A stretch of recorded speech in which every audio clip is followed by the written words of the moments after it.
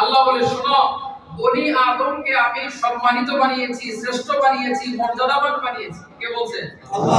আল্লাহ বলছে। আল্লাহ আরেক জায়গায় বলেন, আল্লাহ আরেক জায়গায় সূরা 3 এর মধ্যে বলতেছেন, আল্লাহ সূরা 3 এর মধ্যে বলতেছেন, বলে শোনো, আমি যত মানুষ বানিয়েছি এই মানুষগুলোরে সবচেয়ে সুন্দর, সবচেয়ে সবচেয়ে ভালো গঠনে আকৃতিতে মানুষদেরকে আমি বানিয়েছি, সৃষ্টি করেছি। সুবহানাল্লাহ।